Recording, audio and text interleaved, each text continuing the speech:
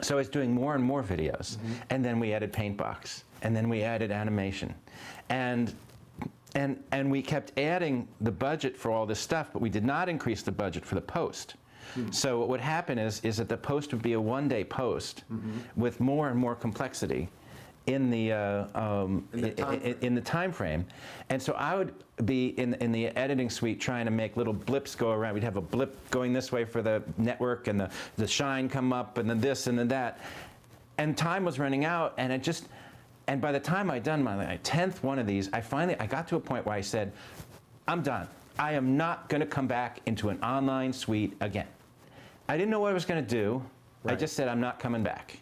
So in 1984 is that video of the it was a DN580 workstation. In 1985, I got involved with the deal for Apollo with General Motors EDS, where they said they wanted to buy $600 million worth of workstations. Wow. And I was one of a few people that went to the bidding conference on this. And they said, among other things, that they wanted video in a window. They wanted to see full resolution video in a 1280 by 1024 screen.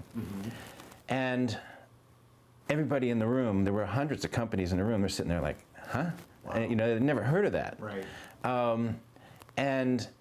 And of course, I'd been thinking about video, and I came back from that, and I said to the management of Apollo, I said, we can win this deal. We can do this video thing. I wanted to do it. And so I convinced a little company that was making boards that did 640 by 480 computer with video integrated. Oh, right. Okay, they had always wanted to do a 1280 by 1024, but there was no customers for that. So I went to them and I said, we've got this huge potential deal. Will you do it? And they basically said yes. So they built a 3-board set for the PC bus that was what the Apollo had. Right. It took so much power, they had to, the Apollo engineers had to make a new box that had huge power supplies just to do it, and they actually called the project Giraffe because of how far out they were sticking their neck.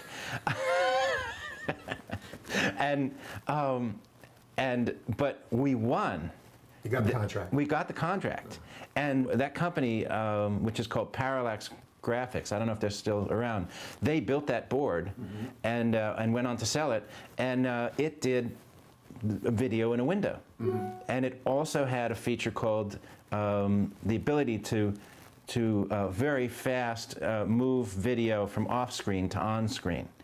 And I started to think, oh, if I can store the video off-screen, and if I can blit it, it's called bit block transfer, I can blit it on-screen fast enough, and then if I could be refilling that buffer fast enough from the disk, maybe I can get motion video for a lot of longer footage. Right. So Quantel, Harry was around for but 30 seconds of high quality video. Right. People did not have long form digital video at that time.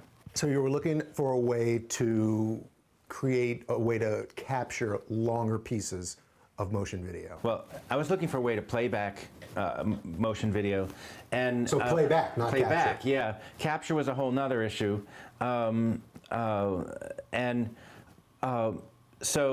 this project for on the Apollo gave me some of the seeds for it, and then I started making the most crude prototypes.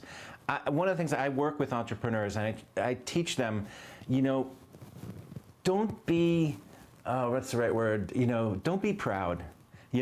Make demos that just get the point across with whatever you can do to get the point across. Because refinement is all part of the process. Exactly. Right. So I decided I'm going to take this board and I'm going to show editing. There was no way I could digitize footage. No way. That was a huge software project to do. Yeah. The board technically could do it. Yeah. Huge piece of software to make. And so I took 6 graphics. We had some computer graphics from Apollo.